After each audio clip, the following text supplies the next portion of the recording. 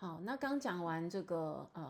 ILO 哈，那我们来讲一下第二个，就是 chronic cough。chronic cough 的话呢，我们中文翻作慢性咳嗽。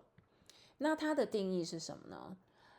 它其实有就是所谓的慢性这个字，所以呢，它必须要是持续一段时间的。所以呢，在一般的定义上呢，我们把它认为如果是超过8周哈，也就是2个月左右，那就会认为可能是慢性咳嗽。那这个，而且呢，还要有就是在 medical management 之后，也就是医疗已经处置过了，可是呢，还是一样就是存在的这个 cough 的症状这样子。那通常啦哈，那这个会呈现什么样子的样子呢？就是说它会是一个 dry cough，dry cough， 而且是occurs randomly through the day， 就是在整天都可能会发生，然后也不一定是什么时候发生这样。那所谓的 dry cough 相对于 wet cough， 好，就是说他在咳嗽，可是是一种干咳，然后没有咳出什么就是痰啊或者是什么物质这样子哈，所以就是一种干咳。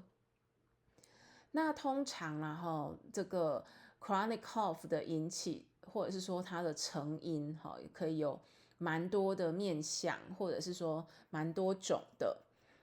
有的人呢，身上可能会有其中一种或2种，或者是3种，那也有可能就是只是其中的一个东西来引起的这样子。那比较常见的就是 chronic cough 相伴随的，或者是说成因可能会有这样这个就是胃食道逆流啊，然后这个咽喉逆流啊，还有这个 allergic rhinitis， 好，就是这个过敏性鼻炎，然后还有一些就是某一种这个气喘哈，它是会引起咳嗽的一种气喘，然后这个百日咳，然后这个 post upper respiratory infection， 就是在这个上呼吸道的感染之后，好所引起的这个神经性的疾病这样子。那还有 Zenker's diverticulum， 这是一种就是在上食道的地方，好上食道那个还咽肌的地方产生了一个小的口袋哈的一个症状，或者是说一个异常啦这样子。那chronic cough 它跟我们刚刚说到的 ILO 一样，它是一种就是所谓的 episodic，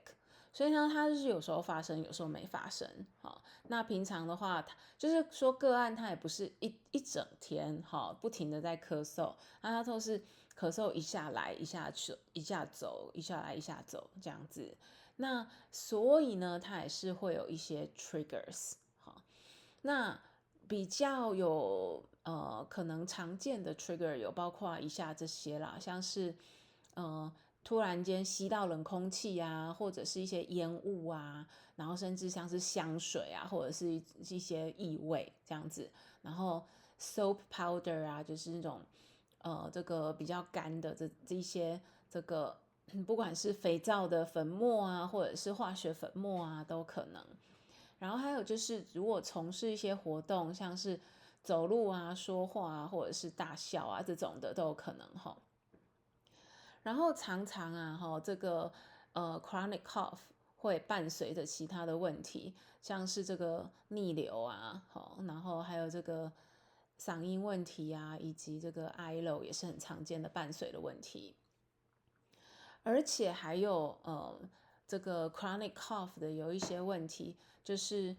有一些特性了哈，就是它不能够以这个 organic causes 来解释，也就是说喉咙里面没有长什么异样的物质哈，也没有什么组织增生啊等等的，而且呢，也就是使用一些就是药物的治疗是没有效果的。那这些药物治疗通常就是一些像是 asthma 或者是这个咽喉逆流或者是那个胃食道逆流的药物。那使用这些东西来治疗之后呢 ，chronic cough 都还是在这样子。然后通常就是这个在所谓的 behavior modification， 也就是嗓音治疗之后会改进，或者是使用一些 psychiatric therapy 可能会改进这样子。那常常就是症状上也有可能会有一些清喉咙的声音这样子。好，那其实慢性咳嗽啊，如果说它不是会害我们就是长一些什么就是不好的物质在喉咙里面，或者是说会引起一些其他致命性的问题的话，通常我们不认为它是一个很糟糕的疾病了。但是呢，为什么我们还是需要去就是治疗它呢？是因为呢，它会影响个案的所谓的生活品质。好，那你想想看，如果说你有慢性咳嗽，那你不知道自己什么时候会突然间咳嗽，然后你出去跟人家喝咖啡，然后你突然间就咳嗽，然后你的朋友一定就是会有不好的观感啊，或者是可能会担心你啊，看是不是生病啦之类的。那久而久之，如果说没有治愈的话，就会影响我们出去跟别人社交的一些意愿，然后会有加上就是一些就是紧张啊，还有就是焦虑感啊，以及一些这个情绪上的问题，所以呢会影响到个案的这个生活品质。那所以呢，就是这个，因为我们知道，就是这个 health-related quality of life，其实指的就是个案的一些情感啊、社交啊，以及生理层面的这些所谓的安适感。然后呢，还有他们的就是能够在生活中一些普遍的、普通的这些活动，日常生活活动中，能够好好的就是做一些功能嘛，对不对？好好从事这些东西。那所以呢，health-related quality of life 可能也会因为咳嗽的发生而这个降低，这样子。那这个个案就是可能也会就是像我刚刚说的，就是减少自己的社交这样子。那在评估这个慢性咳嗽的时候，我们通常所使用的这个诊断，或者是说这个决定它是不是慢性咳嗽的一个方法，就是一个所谓的 diagnosis of exclusion。那这个是什么意思呢？就是说我们比较没有一个，就是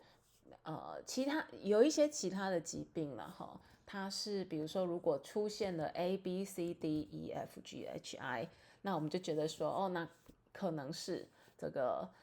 可能是 Parkinson 哈，比如说。那可是慢性疾病不是这样子诊断，慢性咳嗽不是这样子来诊断的。慢性咳嗽比较像是如果没有出现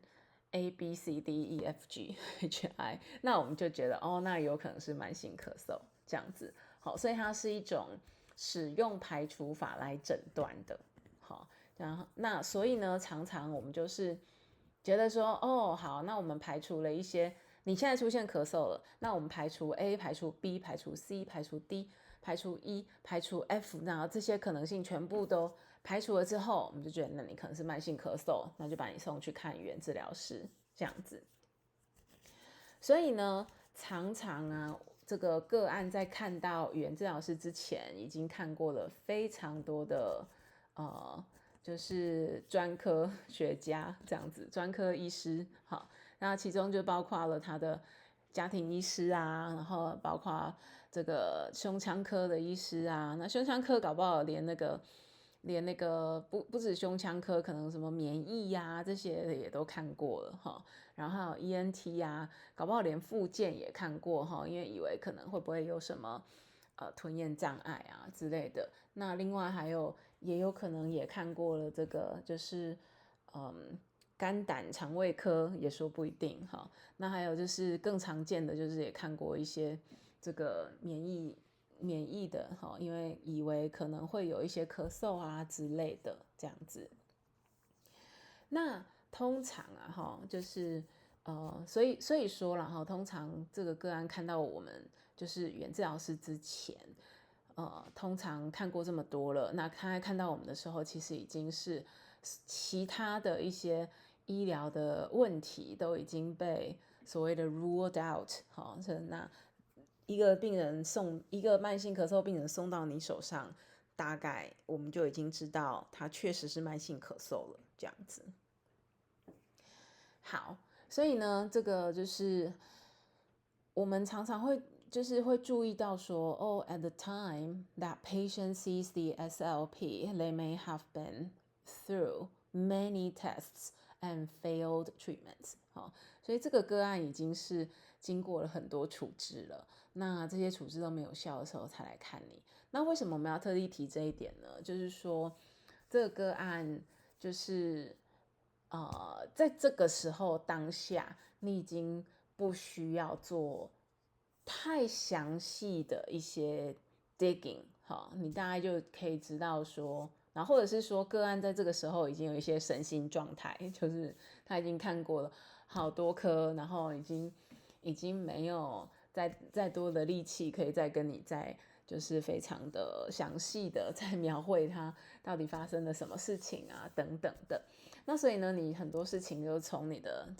从个案的病例里面去挖出来，然后你大概就可以了解了这样子。好，所以呢，诊断通常就是会有这个physical examination， 然后你会去看这个个案的病历嘛，看看 chest X-ray 是不是干净。好，那如果干净，那大概就是也没什么感染嘛。然后 patient interview 啊，那我们就会比较主要，然后会集中在 quality of life， 比较不会集中在想要去诊断 chronic cough 这件事情，因为我们刚刚说过嘛，这个个案在看到你之前已经看过这么多东西，已经 rule out 这么多东西了，所以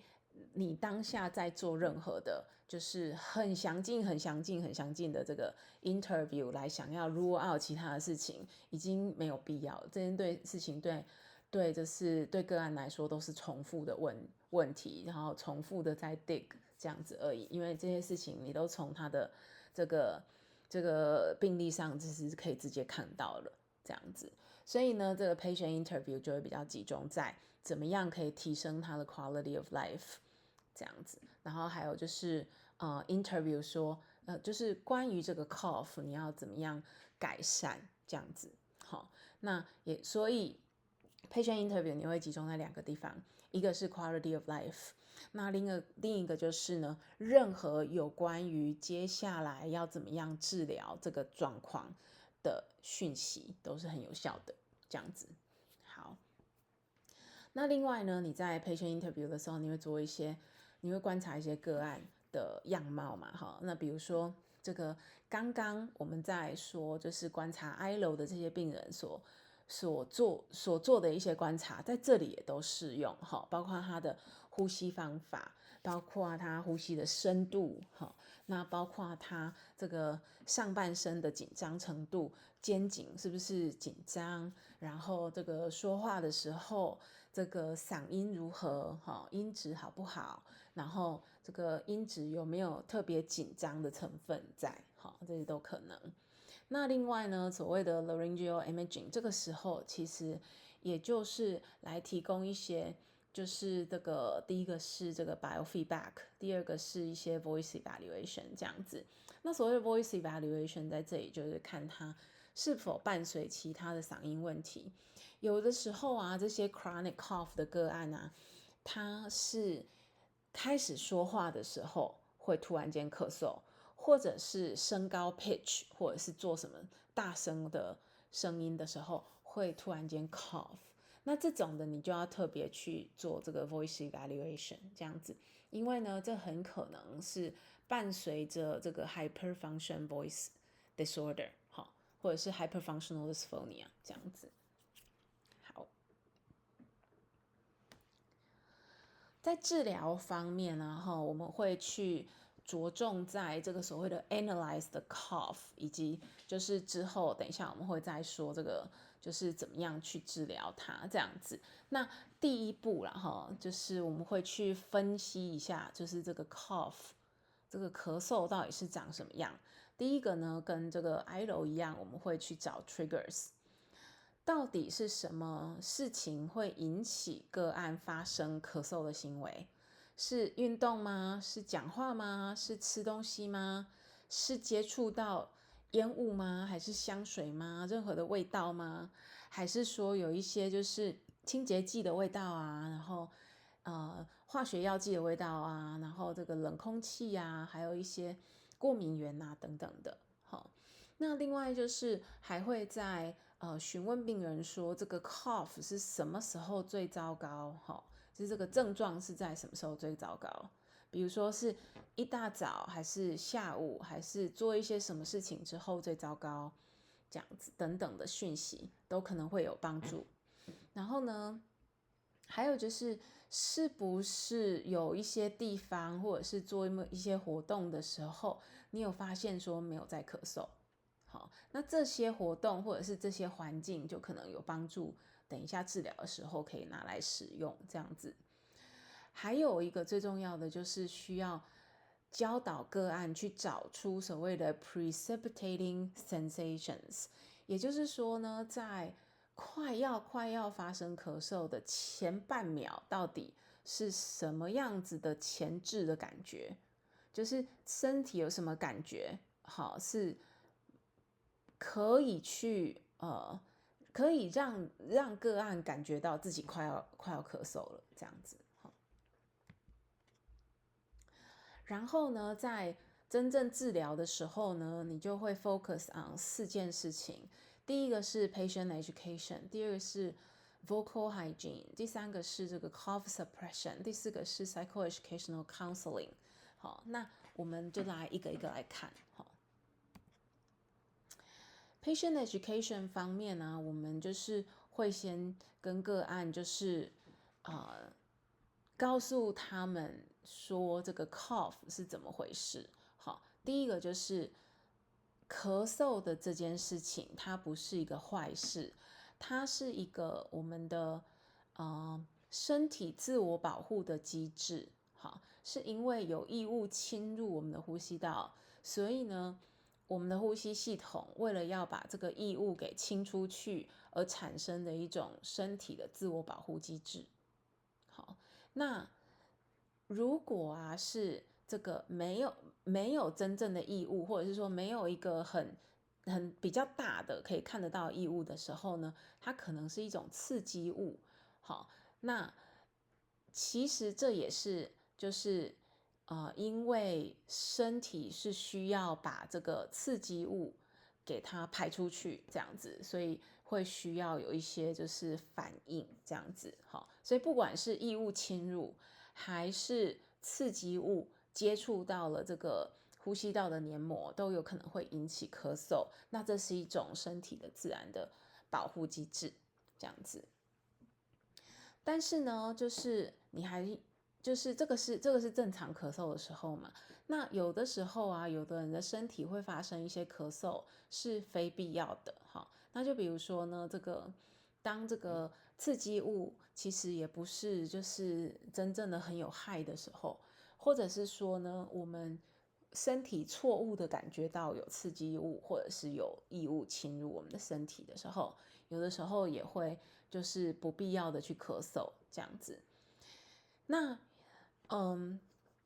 在告诉个案就是这些事情之后，你还要告诉个案说，为什么就是一些不必要的咳嗽是有伤害的。那有伤害的就是说，他可能会一直发生咳嗽，或者是说强力的这个 vocal folds 的这个接触。好 ，vocal fold， 因为咳嗽的时候，你的声带必须要大力的接触，然后弹开，大力接触弹开这样子。那所以呢，对于 vocal folds 的这个冲击，是可能会造成 vocal folds 的 trauma 这样子。那这可能就会有一些就是可能会第一个就是会增加喉部受伤的机会，那第二个呢，也有可能会有恶性循环，让这个喉部的刺激越来越加重这样子。好，那然后第四件事情就是在 patient education 下面的第四件事情就是我们还要跟个案讨论，就是这个治疗的目标是什么。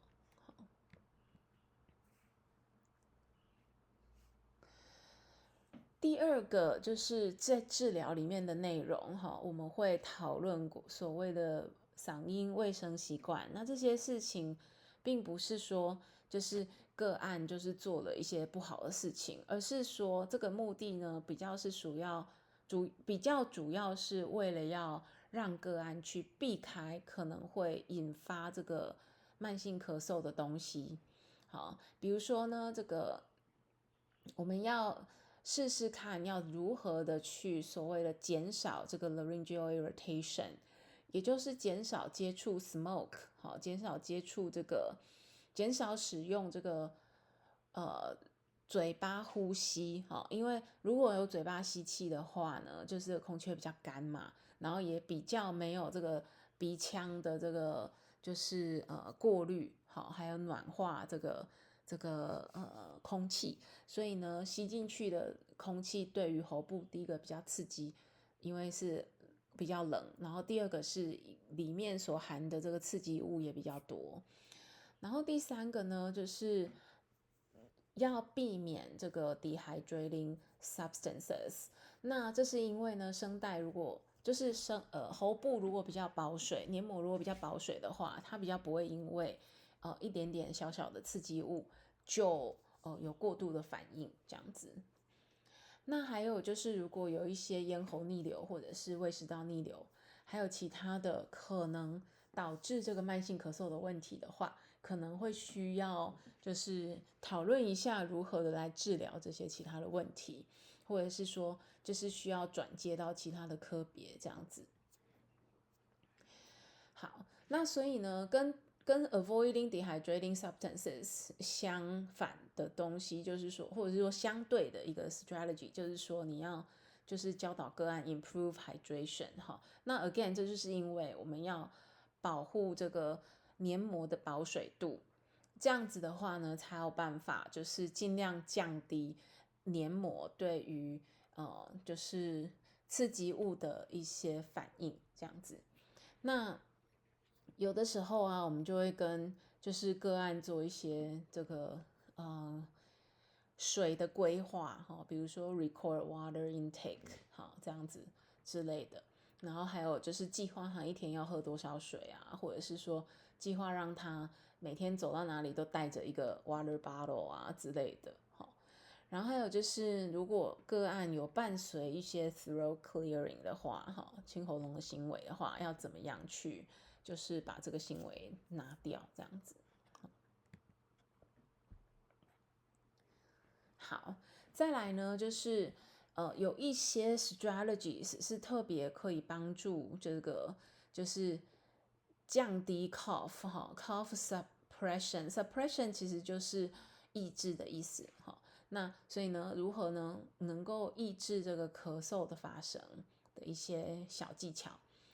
第一个，如果你 analyze the cough， 好，你必须要从就是说你治疗这个慢性咳嗽，必须要从 analyzing the cough 的这件事情开始做。那开始做是为什么呢？你要找出 precipitating sensations 以及 triggers， 好，这个前面我们也都在 evaluation 那边讲过嘛。那这样子的话，你才有办法教导个案去，就是找出到底什么时候 cough 可能快要发生了，然后呢，我就可以赶快来使用这个 cough suppression strategy， 这样。那另外呢，就是也会教导个案呢，使用一些就是比较广泛范围的来使用 preventative strategy。那其中最有效的就是使用腹式呼吸的这个方法，好，而不要使用太急促或者是太浅的呼吸，这样。那我们在就是analyze the cough 之后，最有用、最能够把这些 information 用在，也就是 cough suppression strategies 上面。好，那就是在 cough 要出现的时候呢，我们身体感觉到了这个 first 就是这个 precipitating sensation 了，然后我们就赶快做一个，比如说 water sip， 好，赶快吸一口小小的水吞下去，然后呢，或者是呢，赶快就是做一个就是 effortful swallow， 然后如果需要的话再使用 chin tuck， 好，然后呢，还有就是呢，赶快使用可以把喉咙打开的这个 relax throat breathing。那这个就很像刚刚我们说的那个 ILO 的 techniques， 好，就是那个从鼻子吸进来，然后用嘴巴这个就是嘟唇吐出去的那一个。好 ，relaxation technique 就是赶快降低焦虑，好，赶快降低就是目前身上感觉到的任何的紧张，这样子。好，然后另外呢，这个啊是很像，就是这个是对 chronic cough 来说，有的人有效哈，就是这个吹法哈，就像是好像反复的吹吸管，反复的吹蜡烛那个样子，好，就是你可以先把这个食指放在嘴唇的前面，然后对着它就是用一小口气一小口气吹，这样子哈，就像这样子，这样子哈，然后就可以大概啊哈，有的时候可以就是 suppress 这个 cough 这样子。在治疗的过程啊哈，你会有经历两个东西，一个是在诊间里面你要跟病人做什么事情，然后呢，病人回家以后也要自己做练习。在诊间里面呢，就是我们会去练习一些就是 breathing patterns，然后呢也会就是教个案这些 cough suppression techniques，然后看什么样子的techniques 比较有效啊之类的这样，然后呢也会就是练习这些 strategy， 好，在一些 activities， 好，那这个就有点像 ILO 那个训练方法，就是说如果个案发生 cough 的时候，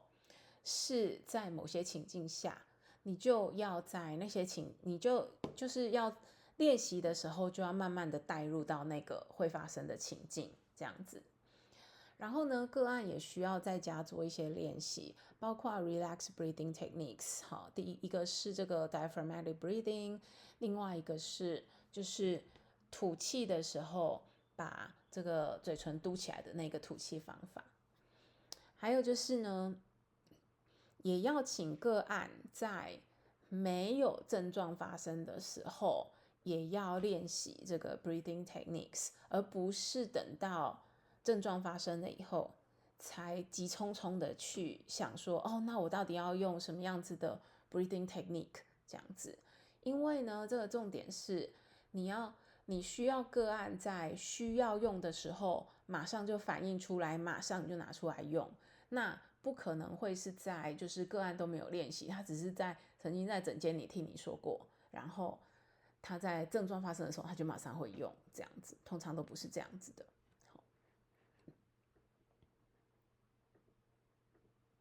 好，那在 psychoeducational counseling 的部分呢，就是有一些比较重要的要告诉，就是这个 chronic cough 的个案，就是第一个就是说 chronic cough 其实不是很容易医治，那所以呢，个案一定要就是认真的练习这些呼吸方法，才有办法就是好好的缓解症状，然后改善他的生活品质这样子。那第二个就是你要告诉个案说，有一些就是外在的 cause， 可是呢，